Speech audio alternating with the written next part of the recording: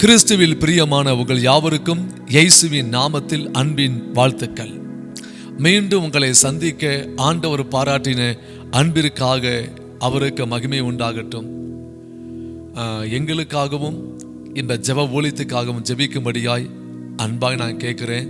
இந்த செய்தியை கேட்டுக்கொண்டிருக்க உங்கள் வாழ்க்கையில் நிச்சயமாகவே ஜெபத்தில் ஒரு பெரிய மாற்றத்தையும் மறுரூபத்தையும் நிச்சயமாய் கர்த்தர் கொண்டு வருவார்.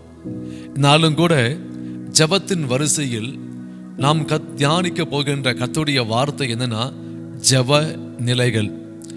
பரமனுக்கு முன்பாக பல விதங்களில் நாம் நின்று பல விதங்களில் நாம் பல நிலைகள் நின்று அவரோடு கூட நாம் பேசவும் மன்றாடவும் முடியும்.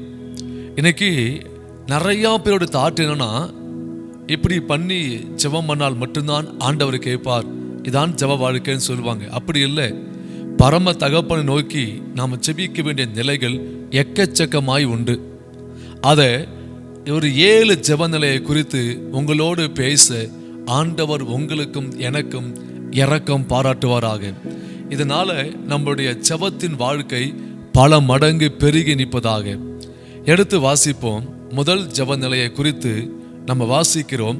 ஆதியாகமம் 17வது அதிகாரம் 3வது வசனம். பின்னும் ஆபிரகாம் முகங்குப்புற விழுந்து, பின்னும் ஆபிரகாம் தேவ சமூகத்தில் முகங்குப்புற விழுந்து. நல்லா பாருங்க, ஒரு அருமையான ஜெப நிலை. முகங்குப்புற விழுகின்ற காரியங்கள் ஒரு உன்னதமான ஜெப நிலை. இது ஆண்டவருடைய சமூகத்தில் நம்மளை முற்றிலும் அடிமையாக்கும், நான் ஒண்ணுமே இல்லை என்ற அளவுக்கு கொண்டு போகின்ற ஜெப நிலைதான் முகங்குப்புற விழுதல். நீங்க வேதம் முழுக்க பார்க்கும்போது இந்த முகங்குப்புற விழுகின்ற காரியத்தை பார்க்கும்போது ஆண்டவருடைய கோபங்கள் பற்றி எரிகின்ற நேரத்தில் இவங்க முகங்குப்புற விழுந்து ஜெபிப்பதை பார்க்க முடியும். அப்படி இல்லைன்னா ஆண்டவருடைய நியாய தீர்ப்பு ஒரு குறிப்பிட்ட மனுஷ மேலேயோ இல்லை தேசத்து மேலேயோ வரும்போது முகங்குப்புற விழுந்து ஜெபிப்பதை பார்க்க முடியும். எடுத்து வாசிப்போம். என்னாகமம் 16வது அதிகாரம் 45வது வசனத்தை நாம் வாசிக்க கேட்போம். இந்த சபையாரை விட்டு விலகி போங்கள், ஒரு நிமிஷத்தில் அவர்களை அதமாக்குவேன் என்றார். அவர்கள் முகங்குப்புற விழுந்தார்கள். இந்த சபையாரை விட்டு விலகி போங்கள், ஒரு நிமிஷத்தில் அவர்களை அதமாக்குவேன் என்றார். இப்ப சபையார் மீது கர்த்தருடைய கோபம் பெருகிருக்கு, ஆண்டவருடைய கோபம் இறங்கி வந்திருக்கு. இதுக்கு நடுவாக மோசேயும் ஆரோனும் ஆண்டவருடைய சமூகத்தில் முகங்குப்புற விழுந்து ஆண்டவருடைய கோபம் சபையார் மேல் வராதபடிக்கு வாதை தடுக்கப்பட விழுந்து கிடப்பதை பார்க்க முடியும். நீங்க வேதம் முழுக்க பாருங்க, எங்கெல்லாம் ஆண்டவருடைய கோபம் ரொம்ப அதிகமா மூண்டு நிக்குதோ அல்லது ஆண்டவருடைய நியாய தீர்ப்பு இறங்கி நிக்குதோ அங்கெல்லாம் பரிசுத்தவான்கள் ஆண்டவருடைய பாதத்தில் விழுவதை, முகங்குப்புற விழுவதை பார்க்க முடியும். சொல்ல போனால் ஒரு அற்புதமான ஜெப நிலை. அந்த ஜெப நிலையை தாண்டி எந்த ஒரு நியாய தீர்ப்பையும் எந்த ஒரு கோபத்தையும் ஜனங்கள் மேல் கர்த்தர் வைக்க மாட்டாருங்க. நீங்க யோசிச்சு பாருங்க, ஒரு மனுஷன் பயங்கரமா கோபம் கொள்ளும் போது அந்த மனுஷனுடைய காலை ஒரு மனுஷன் முகங்குப்புற விழுந்து பிடிக்கானா அவன் கோபம் மாறுங்க. மனுஷனுக்கே மாறும்போது படைத்தவருக்கு முன்பாக இல்ல, மனுஷனுக்கும் தேவனுக்கும் முன்பாய் நிற்கிற ஒரு மனுஷன் தேசத்துக்காய் முகங்குப்புற விழும்போது ஆண்டவருடைய கோபங்கள் தேசத்தில் மாறும். இன்னும் சொல்ல போனால் இதன் நிமித்தமாய் தேசத்தில் கர்த்தருடைய ரட்சிப்பும் ஆண்டவருடைய இரக்கமும் பெருகி நிற்கும். இன்னும் எடுத்து வாசிங்க. யோசுவா 7வது அதிகாரம் 10வது வசனத்தை வாசிக்கும் போது அங்க தேவ ஜனங்கள் யுத்தத்துக்கு புறப்பட்டு போகும்போது ஆயை பட்டணத்தை பிடிச்சலான்னு சொல்லி யுத்தத்துக்கு புறப்பட்டு போகும்போது அங்க பெரிய ஒரு தோல்வியை சந்திக்கிறாங்க யோசுவாவுடைய தலைமையில. யோசுவாவுக்கு ரொம்ப மன உளைச்சல். ஆண்டவருடைய சமூகத்தில் முகங்குப்புற விழுந்து ஆண்டவர் என்ன காரியம்னு கேட்கும் போது ஆண்டவர் சொல்வாரு, ஆகான் என்பவன் செய்த பாவத்தின் விளைவால் ஜனங்கள் தோல்வியை சந்தித்தாங்க, நான் கூட இல்லைன்னு பேசுவார். அந்த தேவ மனுஷன் முகங்குப்புற விழுந்து ஆண்டவருடைய சமூகத்தில் அழுவாங்க. எதிரிக்கு முன்பாக வெட்கப்பட்டு போகாதபடிக்கு எங்களுக்கு இரக்கம் பாராட்டும் சொல்லி அந்த தேவ மனுஷன் அழுவார். அதன் நிமித்தமாய் பாவம் விளக்கப்படும். மீண்டும் தேவ ஜனங்கள் எழும்பி பெரிய வெற்றியை அங்க பெற முடியுங்க. யோசித்து பார்த்தீங்களா? ஒருவேளை சில குடும்பத்து மேல ஆண்டவருடைய கோபங்கள் அதிகமாக இருக்கும்போது, இல்ல சில மனுஷன் மேல ஆண்டவருடைய நியாய தீர்ப்பு பெருகும் போது, நம்ம இந்த ஜெப நிலையை கொண்டு ஆண்டவருடைய சமூகத்துக்கு போகும்போது, வேதம் கற்பிக்கின்ற இந்த ஜெப நிலையை கொண்டு நாம் தேவ சமூகத்துக்கு புறப்பட்டு போகும்போது நிச்சயமாகவே ஆண்டவருடைய இரக்கத்தை பார்க்க முடியும். ஆண்டவருடைய பிரதான கிருபையினால அதிகாலை தோறும் என்னுடைய ஜெப நிலை இந்த ஜெப நிலை தான். முகம் குப்புற விழுந்து கடப்போம். ஆண்டவர் இரக்கம் செய்கின்ற வரையிலும், இல்ல தேவன் இறங்கி அந்த குறிப்பிட்ட காரியத்தில் தம்முடைய கரத்தை நீட்டுகின்ற வரையிலும் ஆண்டவருடைய சமூகத்தில் முகம் குப்புற விழுந்து கடப்பேன். சில நேரத்தில் ஒரு மூத்த ஊழியர் இவ்விதமாய் சொன்னார், ஒரு விசுவாசி நிமித்தமாய் ஒரு ஊழியக்காரன் தேவ சமூகத்துக்கு போய் முகம் குப்புற விழுந்தால் அது கொஞ்சம் கஷ்டமான காரியம். ஆண்டவர் இறங்கி விசாரிப்பார். நான் திரும்ப சொல்றேன், முகம் குப்புற விழுது என்பது ஒரு உன்னதமான ஜெப நிலை. நம்மை முழுவதுமாய் ஆண்டவருடைய பிரசன்னத்தில் அடிமையாய் விட்டு கொடுக்கின்ற ஜெப நிலைதான் இந்த நிலை. இன்னொரு காரியத்தை பார்ப்போம். 1 நாளாகமும் 21வது அதிகாரம் 16வது வசனத்தை நாம் வாசிக்க கேட்போம். தாவீது தன் கண்களை ஏறெடுத்து பூமிக்கும் வானத்திற்கும் நடுவே நிற்கிற கர்த்தருடைய தூதன் உருவின பட்டயத்தை தன் கையில் பிடித்து அதை எருசலேமின் மேல் நீட்டிருக்க கண்டான். அப்பொழுது தாவீதும் மூப்பர்களும் ரெட்டு போர்த்து கொண்டு முகங்குப்புற விழுந்தார்கள். தாவீது செய்த ஒரு சிறிய மதிக்கேடு நிமித்தமாய் ஆண்டவருடைய பலத்த கோபம் தேசம் முழுக்க இறங்கி நிற்குது. கிட்டத்தட்ட லட்சக்கணக்கான மக்கள் கொள்ளை வியாதினால் மரித்து கொண்டிருக்காங்க. அந்த நேரத்தில் கண்களை எடுத்து பார்க்கும்போது வானத்துக்கும் பூமிக்கும் நடுவாக நிற்கிற ஒரு தேவதூதன், சங்கார தேவதூதனை தாவீது காண்கிறார். அந்த நேரத்தில் தான் தாவீதும் அவனோடு சேர்ந்த மூப்பரும் தேவ சமூகத்தில் முகம் குப்புற விழ ஆரம்பித்தார்கள். இதை கண்ட தேவன், தொடர்ச்சியா வாசிக்கும் போது இதை கண்ட தேவன் தூதனை நோக்கி, போதும், உன் பட்டயத்தை நிறுத்து என்பார். அங்கே சங்கரிக்கப்படுகின்ற காரியங்கள் நிறுத்தப்படுவதை இந்த அதிகாரத்தில் நீங்க வாசிக்க முடியும். ஏதோ ஒரு குறிப்பிட்ட பாவத்து நிமித்தமாய் தேசத்தில் ஆண்டவருடைய நியாயத்தீர்ப்பு துவங்கி, இல்ல பெரிய ஒரு கொள்ளை வியாதிகள் தேசத்தில் நடமாடி கொண்டிருக்கும் போது நாம் செய்ய வேண்டிய ஒரே ஒரு காரியம் என்ன தெரியுமா? படைத்தவருடைய ஆண்டவருடைய சமூகத்துக்கு போய் முகம் குப்புற விழுந்து, என் தேசத்துக்கு இறங்குங்க, என் பட்டணத்துக்கு இறங்குங்க, என் கிராமத்துக்கு இறங்குன்னு சொல்லி மன்றாடி ஜெபிக்கிற மனுஷன் இவ்விதமாய் ஜெபிக்க ஆரம்பிக்கும் போது தேவன் மௌனமாய் இருக்க மாட்டார். மாறாக ஆண்டவர் இரக்கம் செய்ய ஆரம்பிப்பார். அது பெரிய ஒரு அற்புதத்தையும் தேவ மகிமையும் தேசத்துக்கு கொண்டு வரும். 2வது ஜெப நிலையை பாருங்க. கரங்களை உயர்த்தி ஜெபிக்கின்ற ஜெப நிலை. எடுத்து வாசிங்க. 1 தீமோத்தேயு 2வது அதிகாரம் 8வது வசனத்தை நாம் வாசிக்க கேட்போம். அன்றியும் புருஷர்கள் கோபமும் தர்க்கமும் இல்லாமல் பரிசுத்தமான கைகளை உயர்த்தி எல்லா இடங்களிலேயும் ஜெபம் பண்ண வேண்டுமென்று விரும்புகிறேன். 2வது ஜெப நிலையை பாருங்க. கரங்களை உயர்த்தி நாம் ஜெபிக்க வேண்டும் என்று பரிசுத்த வார்த்தைகளால் பவுல் எழுதுவதை அங்க பார்க்க முடியும். அப்பனா கரங்களை உயர்த்தி ஜெபம் பண்ணுங்க. பரிசுத்தமான கரங்களை உயர்த்தி நம்ம ஜெபிக்க ஆரம்பிக்கும் போது அதுக்கு என்ன அடையாளம்னா, நம்மளை டோட்டலாய் ஆண்டவருடைய பிரசன்னத்தில் அர்ப்பணிப்பதுக்கு சமம். அர்ப்பணிப்பதுக்கு சமம்.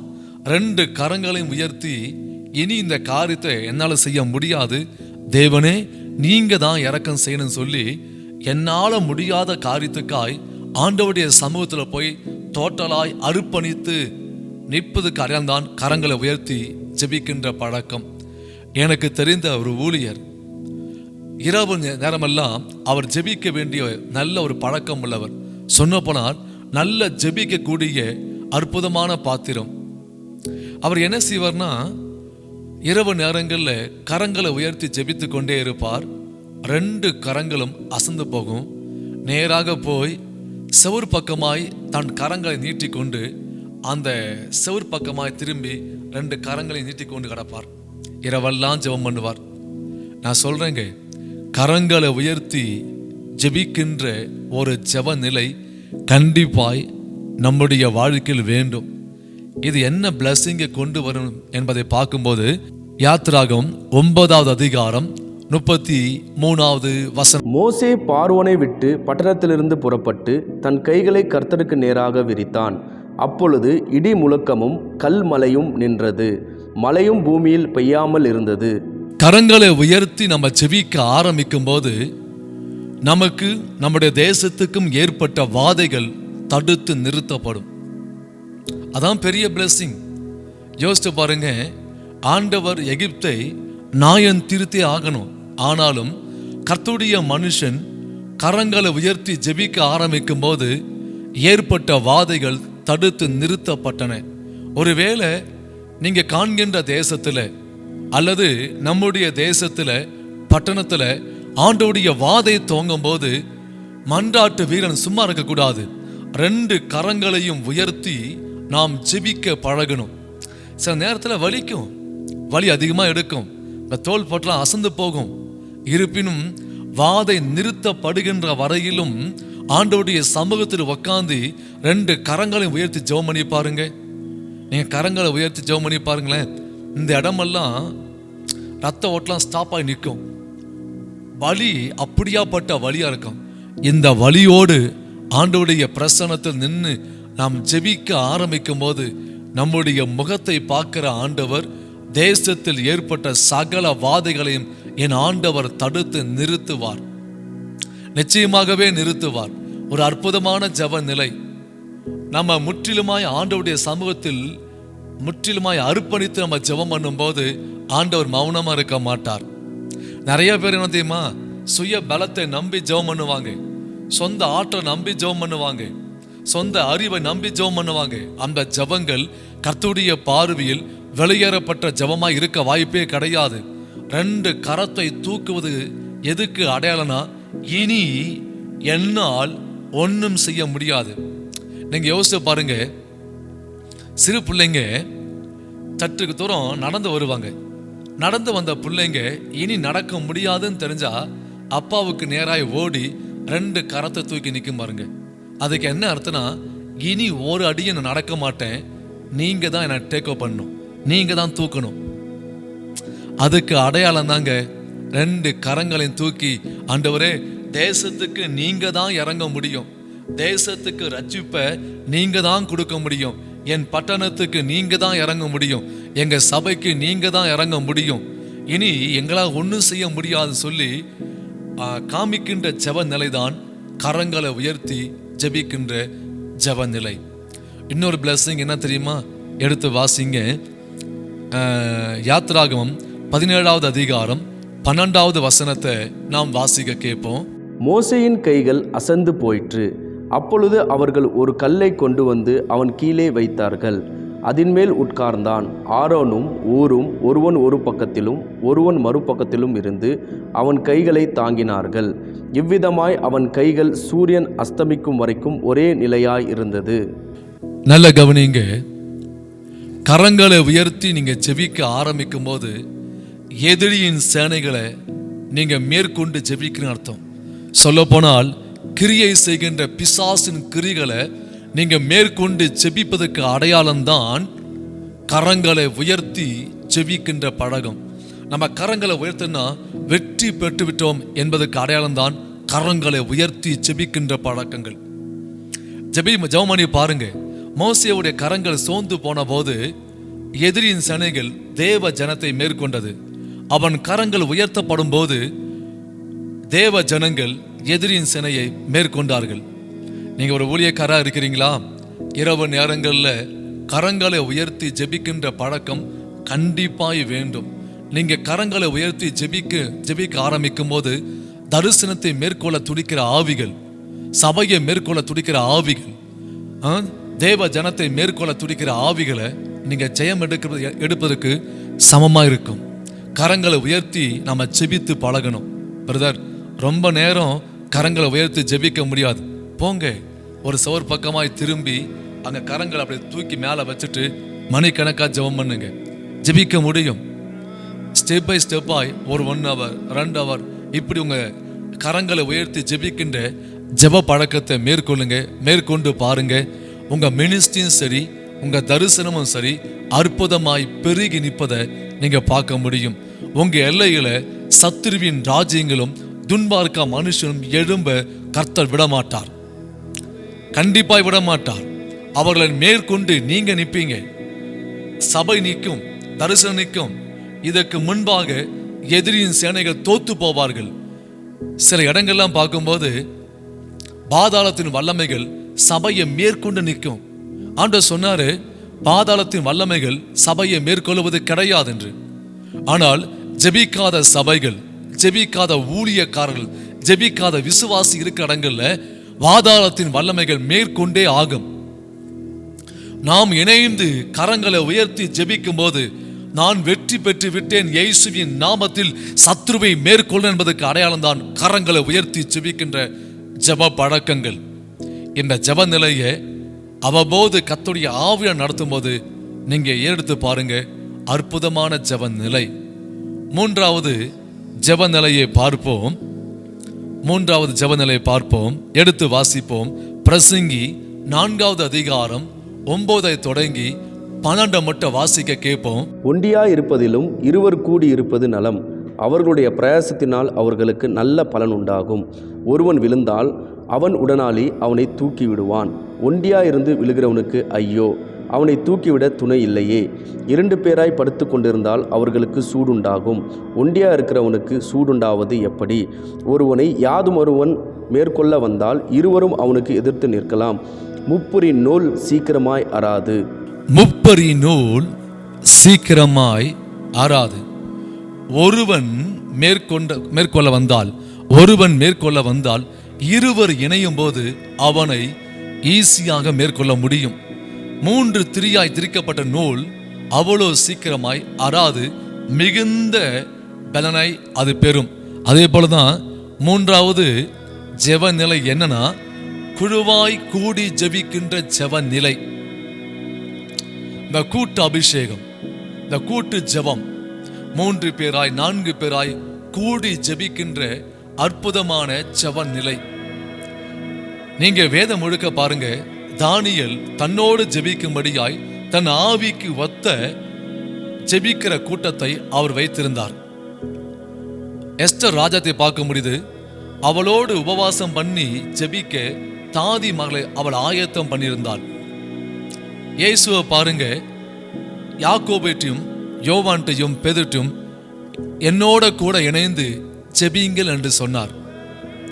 ஒன்று புரியணும், நம்முடைய ஆவிக்கு ஒத்த சில ஜெபவில்ல நாம் கூட இணைந்து ஜெபிக்கின்ற பழக்கம் உள்ளவராக இருக்கும்போது அது மிகுந்த பெரிய பலனை கொண்டு வரும். ஆவிக்குரிய வாழ்க்கையிலும் சரி, ஜெப வாழ்க்கையிலும் சரி, நம்ம சோர்ந்து போக வேண்டிய வாய்ப்பே கிடையாது. ஒருவேளை நான் சோர்ந்து போகும்போது என்னோடு இணைந்து ஜெபிக்கிற அவர் ஃபயரா இருந்தார்னா அந்த நெருப்பானது என்னையும் எட்டி பிடிக்க ஆரம்பிக்கும். இதான் பெரிய ரகசியம். நான் சொல்றேன், உங்களோடு குழுவாய் இணைந்து ஜெபிக்கிற நல்ல ஒரு மனம் உள்ள சில நபரை உங்களுக்காக வச்சு நீங்க ஜெபம் பண்ணி பாருங்க. உங்க ஜெப வாழ்க்கை பல மடங்கு பெருகி நிற்கும். நீங்க சோர்ந்து போக வேலை இல்லை. சில நேரத்தில் நம்ம சோர்ந்து போனாலும் அவளை தட்டி எழுப்ப அநேக வாய்ப்பு உண்டு. நம்ம முன்ன வாசித்தோம் பார்த்தீங்களா, மோசே கரங்களை உயர்த்தி நிற்கிறார். கரங்கள் சோர்ந்து போகும்போது இந்த பக்கம் ஆறுவனும் அந்த பக்கம் ஊரும் கரங்களை தாங்கி நிற்கும் போது அந்த கூட்டு ஜெபம் பெரிய சத்ருவை மேற்கொண்டு ஜெயத்தை கொடுக்க ஆரம்பித்தது. ஒன்று புரிஞ்சுக்கணும், நம்ம சோர்ந்து போகும்போதெல்லாம் நம்மளை தட்டி எழுப்பக்கூடிய அந்த கூட்டு ஜெபத்தை நாம் செய்ய ஆரம்பிச்சு பாருங்க. நீங்க வாழ்க்கையில சோர்ந்து போக மாட்டீங்க. ஜெபத்துல ஒருபோதுமே நீங்க சோர்ந்து போக வாய்ப்பே கிடையாது. அற்புதமான ஜெப நிலை. இதற்கான பிளஸிங் என்னன்னு பார்க்கும்போது எடுத்து வாசிங்க. மத்தேயு 18வது அதிகாரம் 19 20 வாசித்து பாருங்க. அற்புதமாய் கர்த்தர் பேசியிருப்பார். வாசிக்க நம்ம கேட்போம். அல்லாமலும் உங்களில் 2 பேர் தாங்கள் வேண்டிக் கொள்ள போகிற எந்த காரியத்தை குறித்தாகிலும் பூமியிலே ஒருமனப்பட்டிருந்தால் பரலோகத்தில் இருக்கிற என் பிதாவினால் அது அவர்களுக்கு உண்டாகும் என்று உங்களுக்கு சொல்லுகிறேன். ஏனெனில் 2 பேராவது 3 பேராவது என் நாமத்தினால் எங்கே கூடியிருக்கிறார்களோ அங்கே அவர்கள் நடுவிலே இருக்கிறேன் என்றார். தேவன் சொல்றாரு, அல்லாமலும் உங்களில் 2 பேராவது 3 பேராவது கர்த்தருடைய நாமத்தில் ஒன்று கூடி அந்த கூட்டு ஜெபமாய் நீங்க செய்ய ஆரம்பிக்கும் போது அவங்க நடுவில் நான் இறங்கி வருவேன். அது அங்க ஜெபிக்கின்ற ஜெபங்களுக்கு ஆண்டவர் பதிலை கொடுப்பார் என்று அங்க சொல்லுவதை அங்க கவனிங்க. 2 பேராவது 3 பேராவது என் நாமத்தினாலே எங்கே கூடியிருக்கிறாரோ அங்கே அவர் நடுவில் நான் இருக்கிறேன். சொல்லப்போன அந்த கூட்டு அபிஷேகம் பரலோகத்தை இறங்கி வர செய்யும். சொல்லப்போனால் ஆண்டவருடைய சிங்காசனம் நம் மத்தியில இறங்கி வரும். நம்ம ஜெபிக்கின்ற ஜெபங்களுக்கு மிகுந்த பலனையும் பதிலையும் கொண்டு வரும். அதான் பெரிய பிளெஸிங். சில நேரத்தில் நீங்க ஒண்டியா ஜெபித்து சோர்ந்து போக அநேக வாய்ப்பு உண்டு. ஆனா தனி ஜெபம் கண்டிப்பாக வேண்டும். மாறாக நம்முடைய வாழ்க்கையில மாசத்துக்கு ஒரு நாளாகிலும் இல்ல வாரத்துக்கு ஒரு நாளாகிலும் குழுவாய் கூடி ஜெபிக்கின்ற பழக்கம் நிச்சயமாய் இந்த ஜெப நிலை நமக்கு வேண்டும். நீங்க செய்து பாருங்க. ஒருபோதுமே நீங்க ஜெப வாழ்க்கையில தோத்து போக மாட்டீங்க. ஒரு முறை ஒரு பெரிய தரிசனத்தை கண்ட தேவ மனுஷன் சில நாட்களாய் படுத்த படுக்கையாய் இருந்தார். என்ன தரிசனம்னா, நல்ல ஜெபிக்கக்கூடிய தேவ மனுஷன், சொல்லப்போனால் ஒண்டியாய் முழங்கால் படியிட்டு மணிக்கணக்காய் தேசத்துக்காய் கதறி கொண்டிருப்பார், ஜெபித்து கொண்டிருப்பார். ஒரு முறை அவர் பலவீனப்பட்டு அவர் படுத்த படுக்கையா இருக்கும்போது தேவ சமூகத்தை நோக்கி புலம்பி ஜெபித்தார். ஆண்டவரே, என்னால ஜெபிக்க முடியலையே, உடம்பு ரொம்ப பலவீனமா இருக்குன்னு சொல்லி அவர் புலம்பி கொண்டிருக்கும் போது ஒரு தரிசனத்தை தேவன் காட்ட ஆரம்பித்தார். பெரிய வலு சருபம். அந்த வலு சருபத்தை சின்ன குச்சியை கொண்டு அவர் அடித்து கொண்டிருந்தார். ஆண்டவர் சொன்னாரு, நீ ஒண்டியா ஜெபிப்பது நல்லது, சில ஜபத்துக்கு நீ கூடி ஜெபிப்பது நலம் என்று கர்த்தர் பேச ஆரம்பித்தார். உண்மைங்க, ஒருவன் 1000 பேரும் இருவர் 16 பேரும் துரத்துவான் என்று கர்த்தருடைய வார்த்தை எழுதப்பட்டிருக்கு. அப்படின்னா நம்ம 2 பேர் 3 பேர் கூடும்போது நீங்க யோசிச்சு பாருங்க, நம்ம எத்தனை பேரை துரத்த முடியும் என்பதை யோசிச்சு பாருங்க. அதான் பெரிய ஒரு ஆசீர்வாதம். பரலோகம் இறங்கி வந்துடும். 2வது, நம்ம ஜெபம் வல்லமை உள்ள ஜெபமாய் மகிமை உள்ள ஜெபமாய் அந்த ஜெபம் மாறும். 3வது காரியம், தேவன் இறங்கி அந்த ஜெபத்துக்கு பதிலை கொடுப்பார். அது பெரிய பிளஸிங். 3வது ஜெப பழக்கம், நம்முடைய வாழ்க்கையில கட்டாயம் இந்த ஜெப நிலை வேண்டும். 4வது ஜெப நிலையை கவனிப்போம்.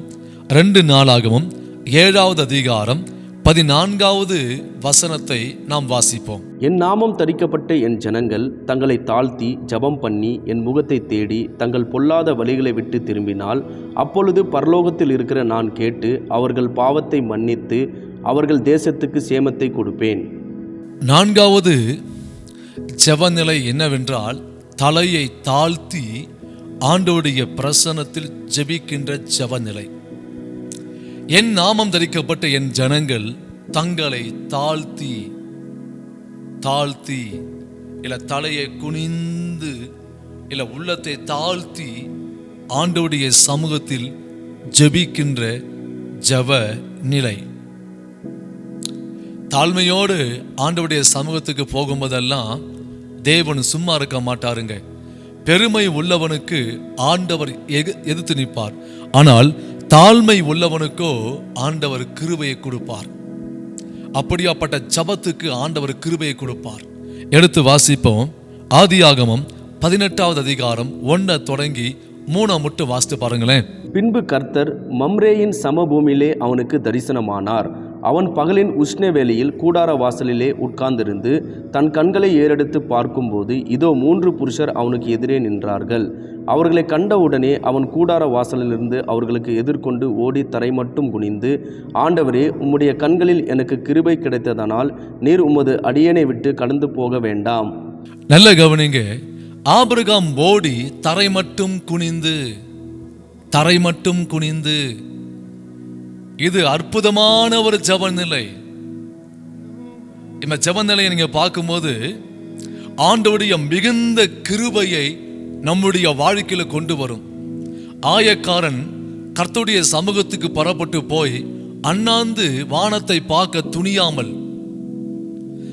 கீழே குனிந்து தன் மார்பில் அடித்து கொண்டு செபித்தனுடைய ஜபங்கள் ஆண்டவருடைய சமூகத்தில் மிகுந்த விசேஷிதமான காரியத்தை பெற்றது. நல்லா புரிஞ்சுக்கொள்ளுங்க, அவனல்ல இவனே நீதிமானாய் மாற்றப்பட்டான். எந்த மனுஷன் ஆண்டவருடைய சமூகத்தை தாழ்த்துறானோ அந்த மனுஷனுக்கு மேன்மை உண்டு. யாக்கோபு 4:7 எழுதப்பட்டிருக்கும், கர்த்தருக்கு முன்பாக நம்மை தாழ்த்தும் போது சத்ருவை எதிர்த்து நிற்க முடியும், சத்ருவை மேற்கொள்ள முடியும். எந்த மனுஷன் ஆண்டவருடைய பிரசன்னத்தை தன்னை தாழ்த்து ஜெபிக்கிறானோ, தன்னை தாழ்த்து நிற்கிறானோ, அந்த ஜபத்துக்கு மிகுந்த கிருபையை என் தேவனு கொடுக்க மறக்காதீங்க. அற்புதமான ஜப நிலை. சில நேரத்தில் எங்களை நடத்திய தேவனு சொல்வார், கடைசி ஜபத்தில் நம்ம எல்லாரும் தலையை தாழ்த்தி ஆண்டவருடைய பிரசன்னத்தை நிற்போனார். அங்கே என்னன்னா, ஒன்று உள்ளத்தில் ஏற்படுற தாழ்மை, 2வது என்னுடைய செய்கை மூலமாய் நான் காட்டுற தாழ்மை. தலையை குனிந்து ஆண்டவருடைய பிரசன்னம் நிற்கும் போது, நம்முடைய தமிழ்நாட்டில் பெரியவங்க பேசும்போது நல்ல கவனிச்சிங்கன்னா ஆப்போசிட் நிற்கிற யாராக இருந்தாலும் தலையை குனிஞ்சு நிற்பாங்க. ஏன்னா பெரியவங்க பேசி கொண்டிருக்காங்க.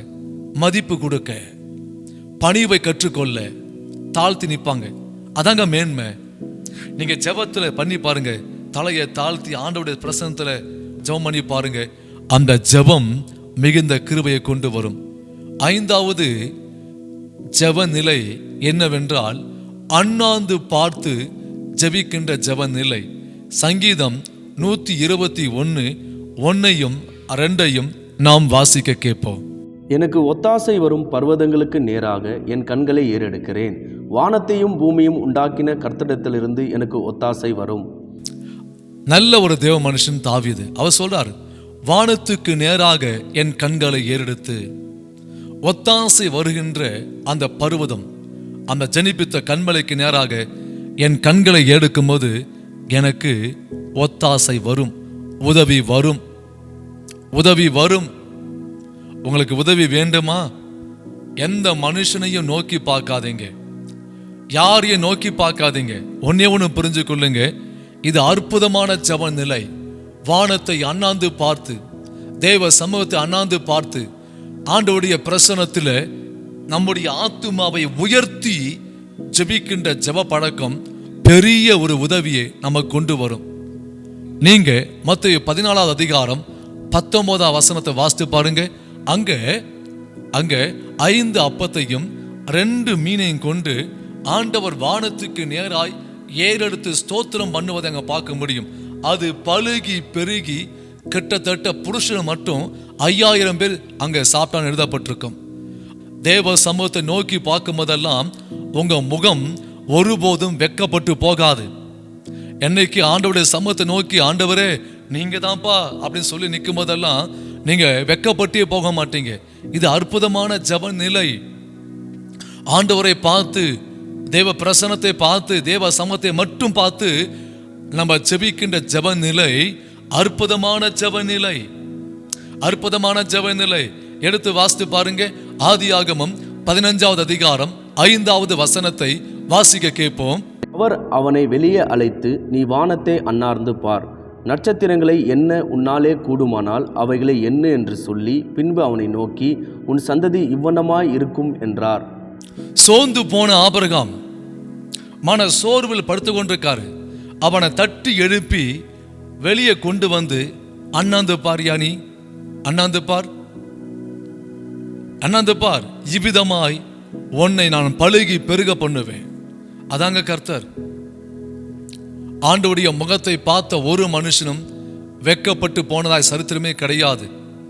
இது அண்ணாந்து பார்த்து ஜெபம் பண்ணுவது என்பது தேவ சமூகத்தை பார்த்து ஜெபம் பண்ணுவதற்கு அடையாளம். அவரை மட்டுமே பார்த்து நாம் ஜெபிப்பதற்கு அடையாளம்தான் இந்த அடையாளம். நீங்க முழுமையாய் வேதம் முழுமையா பார்க்கும் போதெல்லாம் இயேசு கிறிஸ்து அண்ணாந்து பார்த்து வியாதியை சுகமாக்குவதையும் குஷ்டரோகியை ஆக்குவதையும் பல இடங்கள் இங்க பார்க்க முடியும். நான் சொல்றேன், தேவ சமூகத்தை நோக்கி பார்த்து ஜெபிக்கின்ற ஜெபநிலை மேன்மையான உதவியை கொண்டு வரும். அவர் நம்மை பலப்படுத்தி நமக்கு சகாயம் செய்வார். அந்த சகாயம் ஒன்று போதும், எந்த மனுஷனுக்கு முன்பாக நிற்க வேண்டிய அவசியமே இல்லை. அன்பு ஊழியரே, ஒன்று புரிந்து கொள்ளுங்க, உங்க தரிசனத்துக்கு வேண்டிய சகாயம் கிடைக்க வேண்டுமானால் ஆண்டவரை அண்ணாந்து பார்த்து ஜெபம் பண்ணுங்க. அவரை பார்த்து ஜெபம் பண்ணுங்க. வானத்தை அண்ணாந்து பார்த்து ஜெபம் பண்ணுங்க. எந்த மனுஷனையும் எதிர்பார்க்காமல் இருங்க. உங்களுக்கு கிடைக்க வேண்டிய உதவி பரத்திலிருந்து உங்களுக்கு இறங்கி வரும். அழைத்தவர் அவர், கண்டிப்பாக உங்களை நடத்துவார். அழைத்தவர் அவர், கடைசி மட்டும் கைவிடாதிருப்பார். நீங்க கலங்க வேண்டிய அவசியமே இல்லை. உங்களை நடத்துகின்ற யெகோவா ஈரே அவர்தான், எபெனேசர் அவர்தான், எல்ஷடாய் அவர்தான். அவரை மட்டும் நோக்கி பார்த்து ஜபித்து பாருங்கள். உங்க வாழ்க்கையில கிடைக்க வேண்டிய சகல சகாயமும் உங்களுக்கு கிடைக்க கண்டிப்பா ஆண்டவர் கிருபை செய்வார். ஆறாவது ஜெபநிலை, அற்புதமான ஜெபநிலை, முழங்கால் படியிட்டு ஜெபிக்கின்ற ஜெபநிலை. எடுத்து வாசித்து பாருங்க. லூக்கா 22 அதிகாரம் 41 வசனம். அவர்களை விட்டு கல்லெறி தூரம் அப்புறம் போய் முழங்கால் படியிட்டு. இது யாரை குறித்து எழுதப்பட்டிருக்குன்னா, இயேசுவை குறித்து எழுதப்பட்ட ஒரு வார்த்தை. நான் யோசித்து பார்க்கிறேன், பச்சை மரமே முழங்கால் படியிட்டு ஜெபிக்கின்ற ஒரு நிலையை அவர் தேர்ந்தெடுப்பார்னா, நீங்கள் நானும் நீ முழங்கால் போடுறனா உன்னை தாழ்மைப்படுத்துகிற கர்த்தருடைய சமூகத்தில், தாழ்மையாய் உன்னை காட்டிக்கொள்ற தேவ சமூகத்தில், வானத்தையும் பூமியையும் உண்டாக்கியவர் இப்ப மனிதனாய் இறங்கி வந்த நேரம் அவரே முழங்கால் படியிட்டு ஜெபிக்க கூடுமானால் நாம் எத்தனை அதிகம். இன்னைக்கு நம்முடைய முழங்காலில் ஏற்பட்ட அடையாளங்கள் காணாம போயிட்டு. ஒரு முறை அற்புதமான தேவ மனுஷன் சாம் சுந்தரியாவை பேட்டி எடுக்கிற ஒரு நபர் கேட்டா, ஐயா, இந்த அளவுக்கு உங்க மினிஸ்ட்ரி வளர்றதுக்கான காரணம் என்ன அப்படின்னு கேட்கும் போது ஐயா சொன்ன ஒரு காரியம் என்ன தெரியுமா? என்னுடைய முழங்கால்கள். ஒரு சின்ன டப்பால அவர் என்ன செய்வார்னா, முழங்கால் ஏற்பட்ட அந்த செதிலை பிச்சு உள்ள வைப்பாராம். அதை காட்ட ஆரம்பித்தார். பிரமித்து போனார் அவர். உண்மைங்க, நம்முடைய முழங்கால்கள் ஆண்டவருடைய சமூகத்தில் தேயதான் நம்முடைய உள்ளம் சுத்திகரிக்கப்படும், நம்முடைய எண்ணங்கள் சுத்திகரிக்கப்படும். இதன் நிமித்தமாய் பெரிய ஒரு மாற்றத்தையும் மறுரூபத்தையும் எழுப்புதலையும் தேசத்துக்கு என் தேவன் கட்டாயம் கொண்டு வருவார். இந்த ஜெபநிலையும் நம்முடைய வாழ்க்கையில் கண்டிப்பாய் வேண்டும். பவுல் சொல்வாரு, இயேசு கிறிஸ்துவின் பிதாவை நோக்கி முழங்கால் படியிட்டு, அவரு முழங்கால் படியிட்டு உங்களுக்கு உள்ளான மனுஷன்ல நீங்க வல்லமையாய் பலப்பட நான் ஜெபிக்கிறேன்னு சொல்லுவார் பவுல். கர்த்தருடைய மனுஷன் எத்தனையோ கர்த்தருடைய தாசர்கள் பாறையில முழங்கால் போட்டு பாறையை தேய்த்திருக்காங்க. சில தேவ மனுஷங்க ஐஸ் கட்டில முழங்கால் போட்டு ஜெபிக்க ஆரம்பிக்கும் போது ஐஸ் கட்டி உருகி ஓட ஆரம்பித்தது. இன்னைக்கு ஆண்டவர் நல்ல முழங்காலை கொடுத்திருக்கும் போது நம்ம முழங்கால் படியிட்டு நம்ம ஜெபிக்க வேண்டிய ஒரு ஜெப நிலையை நம்முடைய வாழ்க்கையில கண்டிப்பாய் வைத்திருக்க வேண்டும். நம்ம முழங்கால்கள் தேய்ந்து காணப்பட வேண்டும். என்னை நடத்திய தேவ மனுஷன் அவருடைய முழங்காலை பார்க்க ரொம்ப ஆசைப்படுவேன். ஒரு முறை அவர் லுங்கி கட்டியிருந்தார். அவரோடு கூட நான் பேசி கொண்டிருக்கும் போது அந்த முழங்காலை பார்த்தேன். தேய்ந்து போன முழங்கால்கள். எத்தனையோ தேவ மனுஷனுடைய முழங்காலை நான் காண வாஞ்சிப்பது உண்டு, எந்த அளவுக்கு தேஞ்சிருக்குன்னு சொல்லி. நம்முடைய முழங்கால் அப்படி மாறணும்னு சொல்லி நான் வாஞ்சித்த நாட்கள் உண்டு. இன்னைக்கு இந்த செப நிலையை வாஞ்சிக்கிற கூட்டங்கள் குறைந்து விட்டது. உக்காந்து சப்பாங்களை போட்டு 4 காலில் நம்ம ஜெபிக்க பழகிட்டோம். இல்லை, முழங்கால் படியிட்டு ஜெபம் பண்ணுதல் என்பது ஒரு உயர்ந்த ஜெப நிலை.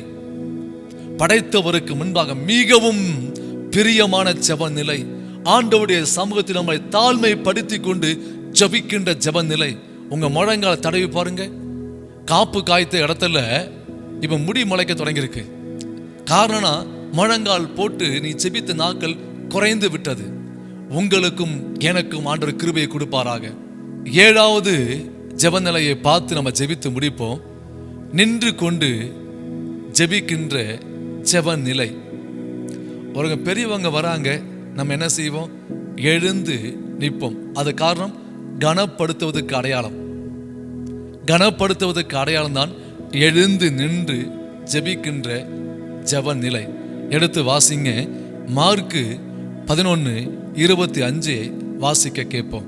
நீங்கள் நின்று ஜெபம் பண்ணும்போது ஒருவன் பேரில் உங்களுக்கு யாதொரு குறை உண்டாயிருக்குமானால் பரலோகத்தில் இருக்கிற உங்கள் பிதா உங்கள் தப்பிதங்களை உங்களுக்கு மன்னிக்கும்படி அந்த குறையை அவனுக்கு மன்னியுங்கள்.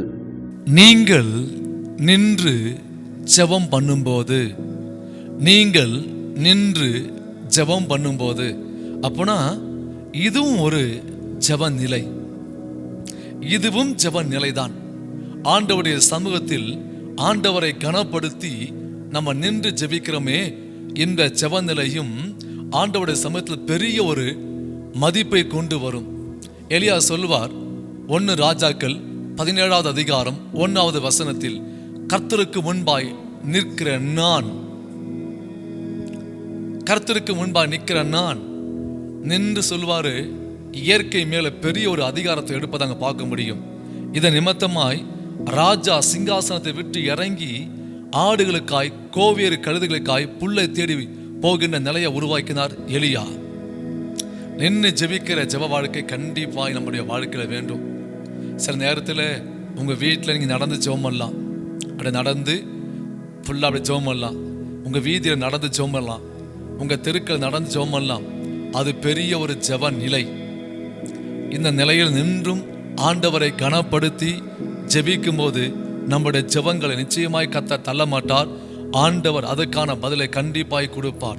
ஒரு வசனத்தை மட்டும் வாசிப்போம். அதாவது சங்கீதம் 135:2 வாசிக்க கேட்போம். கர்த்தருடைய வீட்டிலும் நமது தேவனுடைய ஆலய பிரகாரங்களிலும் நிற்கிறவர்களே கர்த்தரை துதியுங்கள். அற்புதமான வசனம்.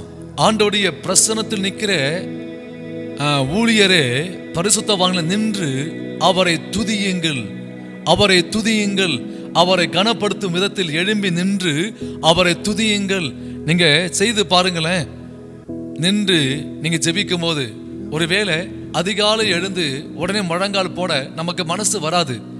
சற்று நேரம் என்ன செய்யலாம், நின்று நம்ம நல்லா துதித்து ஜெபித்து முழங்கால் படியிடும் ஜெப நிலைக்கு வரலாம். அது தவறு கிடையாது. நல்லா நின்று ஜெபிக்கும் போது நல்ல ஊக்கமா இருக்கும். இந்த ஜெப நிலையும் நம்முடைய ஜெபத்துக்கு வேண்டும். மொத்தம் 7 ஜெப நிலையை நம்ம பார்த்தோம். அந்த 7 ஜெப நிலையும் வேதாகமம் சொல்லுகின்ற ஜெப நிலையே. இந்த 7 விதங்களிலும் நாம் நின்று இல்ல முழங்கால் போட்டு இல்ல பல விதங்கள்ல நம்ம ஜெபிக்க முடியும். நம்ம கண்களை மூடி இந்த கிருபைக்காக ஆண்டவருடைய சமூகத்தில் நம்ம ஜெபிக்க போறோம். இந்த வீடியோவை பார்த்து கொண்டிருக்கிற நீங்க என்னோட கூட இணைந்து ஜெபிக்கலாம். கண்களை மூடுவோமா? சர்வ வல்லமுள்ள தேவனே, இந்த அருமையான வேலைக்காக உமக்கு நன்றி. ஜபத்தின் நிலையை குறித்து நீங்க எங்களுக்கு போதித்த அற்புதமான வார்த்தைகளுக்காக உமக்கு நன்றி தகப்பனே. பல விதங்களில் நின்று எத்தனையோ பரிசுத்தவான்கள் தேசத்தை அசைத்தார்கள், சிங்காசனத்தை அசைத்தார்கள், சத்துருவின் ராஜ்யத்தை அசைத்து ஜெபித்தார்கள். அதே போல ஜெபிக்க எங்களுக்கும் என் ஆண்டவர் கிருபை பாராட்டும்படியாய் நாங்கள் ஜெபிக்கிறோம். எப்படியாகிலும் இரவும் பகலும் உம்முடைய பிரசன்னத்தில் விழுந்து ஜப ஆவியோடு ஜெபிக்கிற கூட்டங்களை என் ஆண்டவர் எழுப்பி கொடுக்கும்படியா நாங்கள் ஜெபிக்கிறோம். இந்த செய்தியை கேட்கிற ஒவ்வொரு கூட்டமும் ஒவ்வொரு மனுஷனும் ஜெபிக்கிற மனுஷனாய் ஜெபிக்கிற குடும்பமாய் ஆண்டவரை மாறட்டும் என்று சொல்லி ஜெபிக்கிறோம். அப்படியாப்பட்ட ஒரு ஜப ஆவி இயேசுவின் நாமத்தில் எட்டி பிடிப்பதாக, அப்படியாப்பட்ட ஒரு ஜப பாரம் இயேசுவின் நாமத்தில் எட்டி பிடிக்கட்டும் என்று சொல்லி ஜெபிக்கிறோம். ஜெபிக்கிற மனுஷனாய் இயேசுவின் நாமத்தில் ஜெபிக்கிற குடும்பமாய் மாறட்டும் என்று சொல்லி ஜெபிக்கிறோம்ப்பா. நீங்க அப்படியே சிறுக்காய் மக்கு நன்றி. உங்க நாமத்தை மகிமைப்படுத்தும். செய்தியை கேட்ட ஒவ்வொரு பிள்ளைகளையும் ஆசீர்வதியும், குடும்பத்தை ஆசீர்வதியும். இயேசுவின் நாமத்தில் ஜெபிக்கிறோம் நல்ல பிதாவே. ஆமேன், ஆமேன். நம்ம எப்படியாகிலும் ஜெப ஆவியோடு மணிக்கணக்காய் ஜெபிக்க கர்த்தர் இரக்கம் பாராட்டுவாராக. God bless you. God bless you.